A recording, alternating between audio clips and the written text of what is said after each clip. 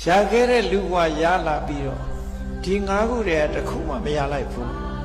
ဒီလိုအနှစ်သာရရှိတဲ့အရာတွေတခုမှမရလိုက်ဘူးကုသိုလ်ကောင်းမှုလည်းတခုမှဟောဒီဘက်တွေမလုပ်လိုက်ဘူး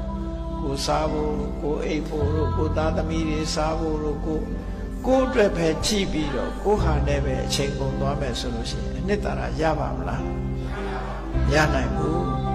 အဲ့ဒါကြောင့်မို့လို့ရှာခဲ့တဲ့လူဘဝရလာတဲ့အခါရယူရမယ်အနှစ်သာရကိုရအောင်ကြိုးစားဖို့လိုသေးတယ်နော်